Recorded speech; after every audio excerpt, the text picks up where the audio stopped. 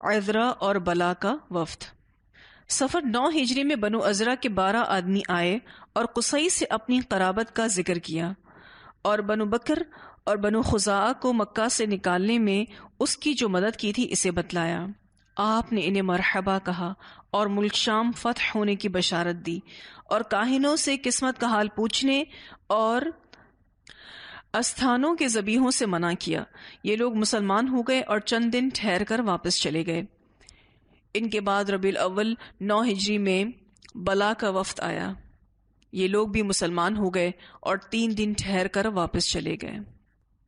پھر اسی طرح سے ایک اور وفد آیا تھا، بنو اسد بن خزیمہ کا وفد۔ 9 ہجری کے شروع میں ان کے 10 آدمی آئے۔ اس وقت رسول اللہ صلی اللہ علیہ وسلم کچھ صحابہ کے ساتھ مسجد نبوی میں تشریف فرما تھے۔ ان لوگوں نے سلام کیا، پھر ان کے ترجمان نے کہا، اے اللہ کے رسول صلی اللہ علیہ وسلم، ہم نے شہادت دی کہ اللہ وحدہ لا شریک ہے اور آپ اس کے بندے و رسول ہیں، اور اے اللہ کے رسول صلی اللہ علیہ وسلم، آپ نے ہمارے پاس کسی کو نہیں بھیجا، پھر بھی ہم نے آ کر اسلام قبول کر لیا اور بنو فلاں کی طرح آپ سے لڑائی نہیں کی، اور ہمارے پیچھے جو لوگ ہیں ہم ان کے لیے پیغام صلح ہیں۔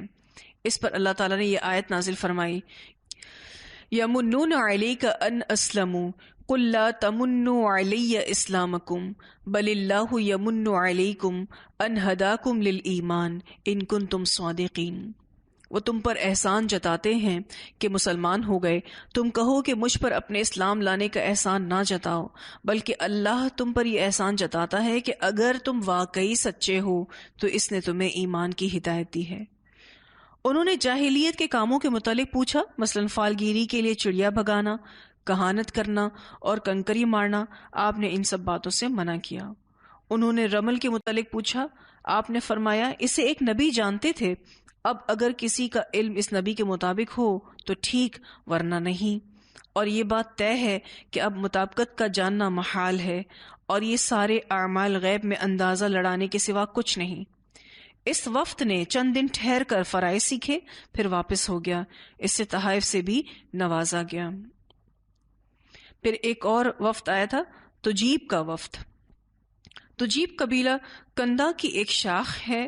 یہ لوگ اپنے قوم کے وہ صدقات جو ان کے فقراء سے بچ رہے تھے لے کر آئے۔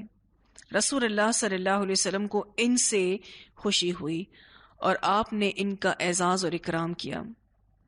حضرت ابو بکر رضی اللہ تعالیٰ عنہ نے کہا کہ ہمارے پاس اس جیسا عرب کا کوئی وفد نہیں آیا۔ نبی اکرم صلی اللہ علیہ وسلم نے فرمایا، ہدایت اللہ کے ہاتھ میں ہے، وہ جس کے ساتھ خیر کا ارادہ کرتا ہے اس کا سینہ ایمان کے لیے کھول دیتا ہے۔ یہ لوگ قرآن اور سنتوں کا پوچھتے اور سیکھتے رہے۔ پھر واپسی کا ارادہ کیا تو رسول اللہ صلی اللہ علیہ وسلم نے انہیں افضل ترین تحفے دیے اور پوچھا کہ کوئی آدمی باقی رہ گیا ہے؟ انہوں نے بتایا کہ ایک لڑکا ہم نے ڈیرے پر چھوڑ رکھا ہے، وہ ہم میں سب سے کم عمر ہے۔ آپ نے فرمایا ایسے بھی بھیجو، یعنی اگر تحفے تمہیں مل رہے ہیں تو اسے بھی ملنے چاہیے۔ وہ آیا تو عرض پرداز ہوا کہ اے اللہ کے رسول صلی اللہ علیہ وسلم، میں ایسی جماعت سے ہوں جو ابھی آپ کے پاس آئی تھی، آپ نے ان کی ضرورت پوری کر دی، اب میری بھی ضرورت پوری کیجیے۔ آپ نے پوچھا تمہاری ضرورت کیا ہے؟ اس نے کہا آپ اللہ سے دعا کیجیے کہ وہ مجھے بخش دے، مجھ پر رحم کرے اور میرے دل کو غنی کر دے۔ کیسے لوگ تھے، کیا مانگا کرتے تھے، کیا ان کی خواہش تھی۔ آپ نے اس کے لیے مطلوبہ دعا کر دی۔ یہ بھی نبی اکرم صلی اللہ علیہ وسلم کا بڑا خوبصورت اسوہ حسنہ ہے کہ جو جیسی دعا چاہتا آپ صلی اللہ علیہ وسلم اس کے لیے ویسی دعا کر دیا کرتے تھے، اور دوسرے ساتھیوں جیسے تحفے کا حکم دیا۔ چنانچہ یہ سب سے زیادہ قناعت پسند انسان ہوا۔ زمانہ ارتداد میں بھی صرف اسلام پر ثابت رہا، بلکہ اپنی قوم کو بھی واعظ و نصیحت کی، چنانچہ وہ بھی اسلام پر ثابت رہی۔ پھر ایک اور وفد آیا تھا جس کا نام بنی فزارہ ہے، بنی فزارہ کا وفد۔ یہ وفد نبی اکرم صلی اللہ علیہ وسلم کی تبوک سے واپسی کے بعد آیا۔ 20 سے کچھ زیادہ آدمی تھے، اسلام کی اقراری اور قحط کے مارے ہوئے۔ نبی اکرم صلی اللہ علیہ وسلم نے ان سے علاقے کا حال پوچھا تو قحط سالی کی شکایت کی اور عرض کی کہ اے اللہ کے رسول صلی اللہ علیہ وسلم، اللہ سے دعا کریں کہ ہم پر بارش برسائے، اور آپ ہمارے لیے اپنے رب سے سفارش کر دیں، اور آپ کا رب ہمارے لیے آپ سے سفارش کر دیں۔ آپ صلی اللہ علیہ وسلم نے فرمایا سبحان اللہ، تم پر افسوس، یہ کیا کہہ رہے ہو؟ میں تو اپنے رب سے سفارش کروں گا، لیکن ایسا کون ہے جس سے ہمارا رب سفارش کرے؟ اس کے سوا کوئی معبود نہیں، وہ اعلی و عظیم ہے، اس کی کرسی آسمانوں اور زمین کو گھیرے ہوئے ہے، اور وہ اس کی عظمت اور جلال سے اس طرح چرچراتے ہیں جیسے نیا کجاوا چرچراتا ہے۔ اس کے بعد آپ نے ممبر پر چڑھ کر اللہ سے دعا کی، اور اللہ نے انہیں بھرپور بارش اور رحمت کامل سے نوازا۔ پھر نجران کا وفد آیا تھا۔ نجران یمن کی حدود پر ایک بڑا سا علاقہ ہے جس کی لمبائی تیز رفتار سوار ایک دن میں طے کر سکتا ہے۔ یہ 73 بستیوں پر مشتمل تھا، اور اس میں 1,20,000 جنگی جوان تھے جو سب کے سب عیسائی تھے۔ رسول اللہ صلی اللہ علیہ وسلم نے ان کے اسقف کو خط لکھ کر اسلام کی دعوت دی۔ وہ خط پڑھ کر گھبرا گیا اور پہلے خواص سے پھر عوام سے مشورہ کیا۔ رائے یہ قرار پائی کہ ایک وفد ارسال کریں جو اس مسئلے کو حل کرے۔ چنانچہ انہوں نے 60 ارکان پر مشتمل ایک وفد بھیجا۔ یہ لوگ نبی اکرم صلی اللہ علیہ وسلم کے پاس اس حالت میں پہنچے کہ دھاری دار یمنی کپڑے کے جوڑے زیبتن کیے ہوئے تھے اور انہیں گھسیٹ رہے تھے، ریشمی چادریں اوڑھ رکھی تھیں اور سونے کی انگوٹھیاں پہنے ہوئے تھے۔ نبی اکرم صلی اللہ علیہ وسلم نے ان سے بات نہ کی۔ انہیں باز کی بار صحابہ کرام نے مشورہ دیا کہ کپڑے بدل دیں اور انگوٹھیاں اتار دیں۔ انہوں نے ایسا ہی کیا۔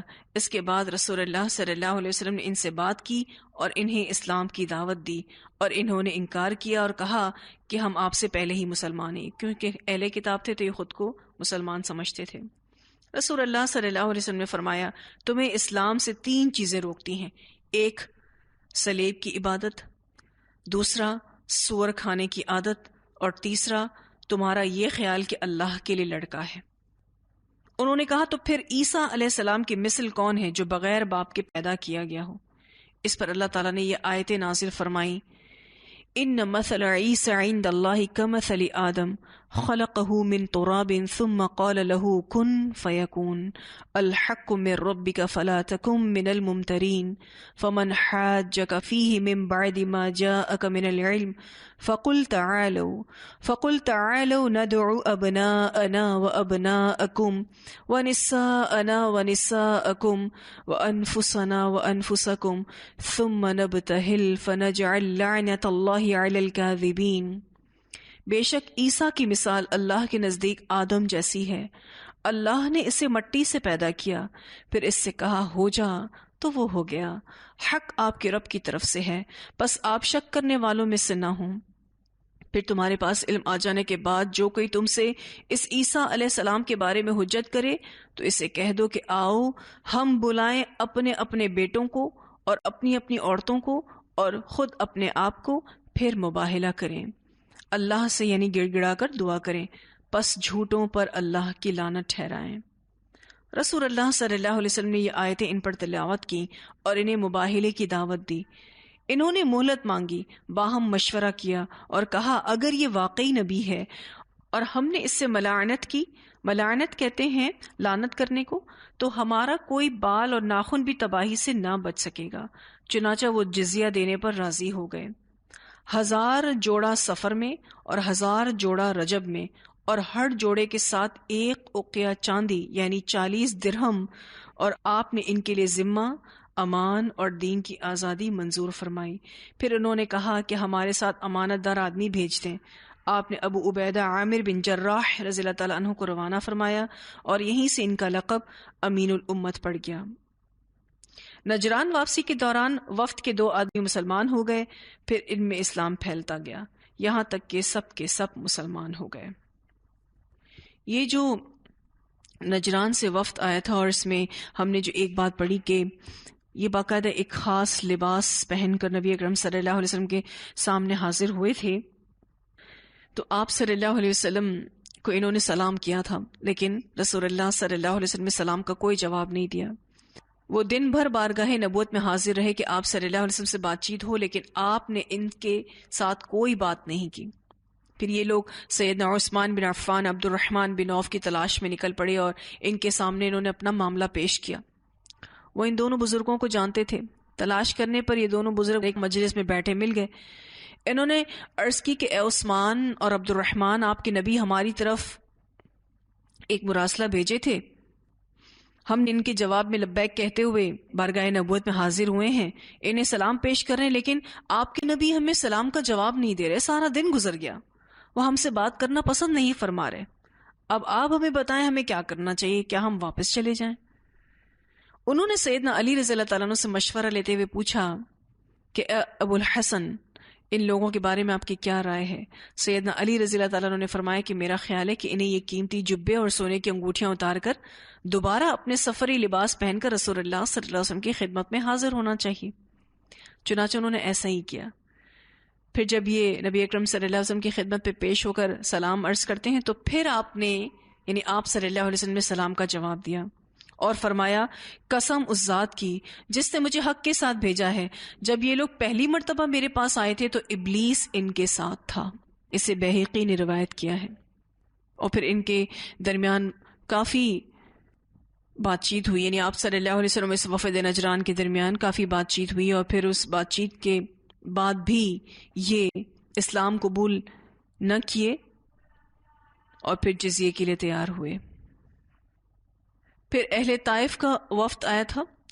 نبی اکرم صلی اللہ علیہ وسلم نے غزوہ حنین کے بعد طائف کا محاصرہ کر لیا تھا، پھر انہیں ان کی جگہ چھوڑ کر واپس آ گئے تھے۔ جب آپ واپس ہوئے تو عروہ بن مسعود ثقفی آپ کے پیچھے پیچھے آیا، یہ طائف کا سردار تھا، اور مدینہ پہنچنے سے پہلے آپ سے ملا اور مسلمان ہو گیا۔ پھر واپس جا کر اپنی قوم کو اسلام کی دعوت دی۔ یہ ان کی نظر میں اپنی لڑکیوں اور عورتوں سے زیادہ محبوب تھے، یعنی بہت زیادہ پسندیدہ سردار تھے اپنی قوم کے نزدیک، اس لیے اس کا یہ خیال تھا کہ لوگ اس کی اطاعت کریں گے، لیکن لوگوں نے ہر جانب سے تیر چلا کر اسے جان سے مار ڈالا۔ پھر آپس میں مشورہ کیا اور محسوس کیا کہ ان کے گرد و پیش کے عربوں سے جنگ کی طاقت نہیں، لہٰذا عبد یالیل بن عمر کو دوسرے 5 اشراف کے ساتھ مدینہ روانہ کیا۔ یہ رمضان 9 ہجری کی بات ہے۔ جب وہ مدینہ آئے تو نبی اکرم صلی اللہ علیہ وسلم نے مسجد کے ایک گوشے میں ان کے لیے خیمہ نصب کرایا تاکہ وہ قرآن سنیں اور لوگوں کو نماز پڑھتے ہوئے دیکھیں۔ یہ ہر اس شخص کے لیے بہترین محرک ثابت ہوتا ہے کہ جو آپ کی بات سننے کے لیے تیار نہیں، تو کسی ایسے ماحول میں اس کو لے جائیں جہاں اسے قرآن سننے اور لوگوں کو اس پر عمل کرنے کو دیکھنے کا موقع مل جائے، تو ماحول کا بڑا اثر ہوتا ہے۔ یہ لوگ ٹھہر کر رسول اللہ صلی اللہ علیہ وسلم کے پاس آتے جاتے رہے اور آپ انہیں برابر اسلام کی دعوت دیتے رہے، مگر وہ مسلمان نہیں ہو رہے تھے۔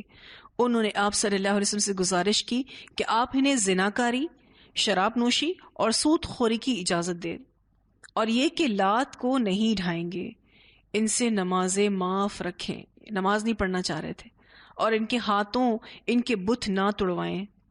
آپ نے ان تمام باتوں کو ماننے سے صاف انکار کر دیا۔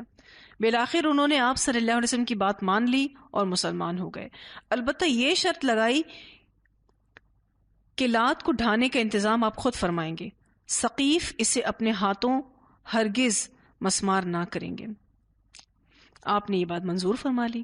حضرت عثمان بن ابی العاص ثقفی رضی اللہ تعالیٰ عنہ اس وفد کے سب سے کم عمر ممبر تھے، لہٰذا یہ لوگ انہیں ڈیرے پر ہی چھوڑ جایا کرتے تھے، مگر یہ لوگ جب آتے تو وہ نبی اکرم صلی اللہ علیہ وسلم کی خدمت میں جا کر قرآن پڑھتے، اور اگر آپ کو سویا ہوا دیکھتے تو حضرت ابو بکر رضی اللہ تعالیٰ عنہ سے پڑھتے، یہاں تک کہ بہت سا قرآن آپ نے یاد کر لیا۔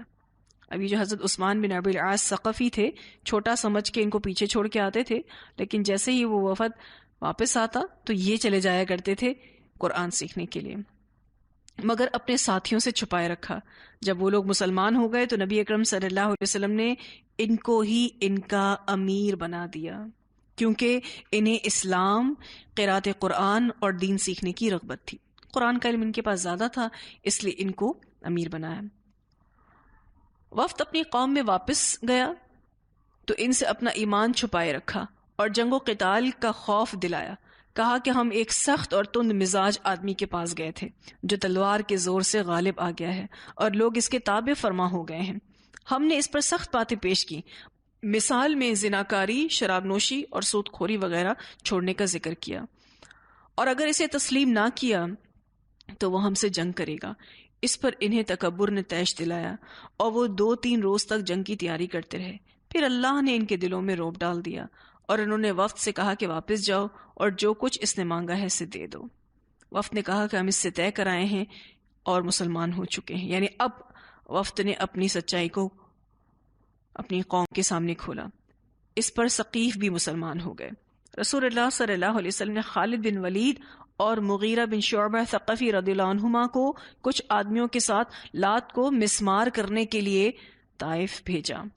انہوں نے بت توڑ ڈالا اور عمارت مسمار کر دی، کیونکہ انہوں نے کہا تھا کہ ہم خود سے اپنے بت کو ہرگز نہیں مسمار کریں گے، آپ اس کو ڈھانے کا انتظام فرمائے. تو نبی اکرم صلی اللہ علیہ وسلم نے پھر ان 2 صحابہ کو بھیجا اور انہوں نے یہ کام کیا. بنو عامر بن صعصعہ کا وفد. اس وفد میں اللہ کا دشمن عامر بن طفیل تھا جس نے اصحاب بئر معونہ کے ساتھ دھوکہ کیا تھا. یہ بئر معونہ کا واقعہ ہم نے پڑھا تھا، جس میں قرا قسم کے جو صحابہ تھے ان کے ساتھ دھوکہ کیا گیا تھا. اور اربد بن قیس اور جبار بن اسلم تھے، یہ اپنی قوم کے سردار اور شیاطین تھے.